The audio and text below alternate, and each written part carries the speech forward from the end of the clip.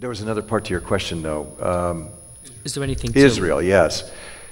So the Israelis have done some really miraculous things with water, and if I had to pick one country in the world that I would give the blue ribbon to, I think it would be Israel. For a couple of reasons. There are some big caveats. Wait for it. They've done some really incredible things. They are as efficient and as conservative with water as any society on the planet. A guy named Seth Siegel wrote a wonderful book about the Israel water situation. He documents a lot of the things that they've done, but on a per capita basis, they use less water, or they're as conservative with water as any advanced, developed nation on the planet. They have learned how to become very efficient in their growing of food as well. They have accomplished all of this in part because it's a wealthy society, though. So this is part of the caveat. A good portion of Israel's water supply, and particularly in the cities now, comes from desalination. And we talked about this just a little while ago. Desalination is very expensive, so the fact that it's a wealthy society enables them to pay the cost of desalinated water. I think the Israelis are doing a pretty good job with the brine solution, the disposal of the brine solution out in the ocean, but it's a very expensive technology, and they aren't doing it entirely on renewables, they aren't doing it entirely on solar energy, and therefore they are causing some carbon emissions to a greater extent than if they were supplying their water in other ways. Another big caveat, and this is the one that I've really challenged Seth on in his book, a lot of the Israeli water community wants to claim success. They're the first country to be water sustainable for the foreseeable future, but I point at the fact that their primary natural water source is the Jordan River. The Jordan River headwaters above the Sea of Galilee. It then flows downstream and enters into the Dead Sea, which is kind of a dead end for all that water. Well, they've almost completely dried up the Jordan River.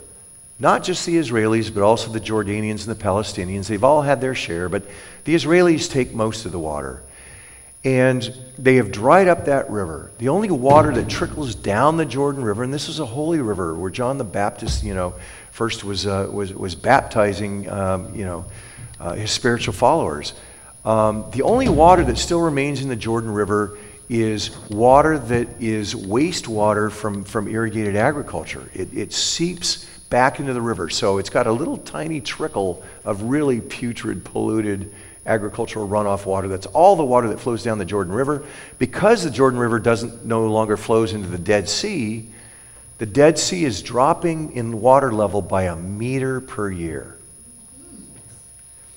Now, just at face value, that's a striking number, but when you see the topography around the Dead Sea, it's very, very gradual. It's very flat. And so when you drop 1 meter, it means that the edge, the lake level, is receding by on the order of 1 kilometer or multiple kilometers every year. And so all these farms, villages, resorts, what have you, that used to be right at the perimeter of the Dead Sea now are left stranded. They're like kilometers away from the water level in the Dead Sea. So I'd give them the blue ribbon, but they've got a pretty big bad spot, on that blue ribbon. But they're as close as any society, any nation at least, has gotten to become to doing all the right things. But they haven't completely solved their equation, and I won't give them the sustainable title until they can deal with the carbon emissions associated with their desalination plants and with bringing the Jordan River back and the Dead Sea back to life. Thank you. If each of you would make a final closing statement on anything that you think is appropriate or relevant to say to conclude our panel tonight. Let me start here. Just in a comment on the Israelis. I know that they were the ones to invent the drip irrigation method, and that was a tremendous advance. I've had some dealings with one of the companies that is very important in desalination industry around the world. And they're working desperately to increase the efficiency of the reverse osmosis process that they use. They haven't gotten there, but they certainly have got their head in the right place. And so I guess my closing statement is being in my expertise is in a realm that's outside the realm of all of the rest of you. And I would just like to make the final point that I think the science that is surrounding all of many of the things we talked about is uncertain. And the science of understanding of climate is, I think, critically important because it presents an opportunity for us to do something about this that's not in a political realm, not in an economic realm, but in a scientific realm.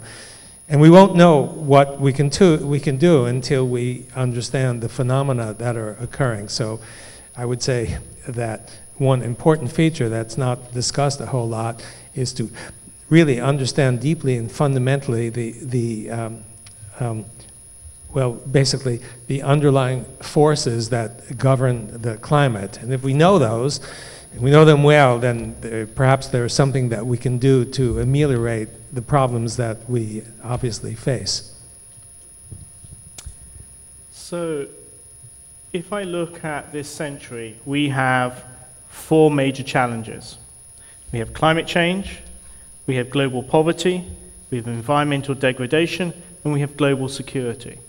And so what we need to do is, as we did in the middle of the 20th century, is reinvent our nations and our international policies and how we interact with each other to actually see how we can build win-win solutions, so when we actually try to solve one of the problems, we don't actually make any of the others worse, but actually perhaps improve them. And for me, that's going to be the key. The key to these problems is actually governance. It's how we run our societies and how we actually work collectively together. So for me, what's the most important thing is not necessarily the science underlying these things, though we can help, we can advise, is actually how we govern our societies and how these problems are going to be addressed and into the future. And again, as I said, I'm an optimist. I can see that these things can actually be addressed, and we have the technology. We just need the systems and the policies to allow us to actually deal with these things. My conclusion is that all of you must be really depressed. and we don't want to leave you that way. Well, at least I don't want to leave you that way. You've still got one more person here for concluding statements. Yes, yes.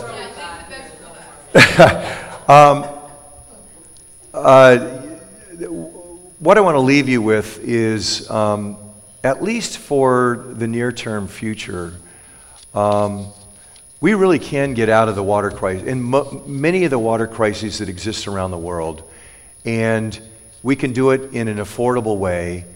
Governance will help a great deal with this. Other incentives will help a great deal, but it just means learning to do a lot more with a lot less water.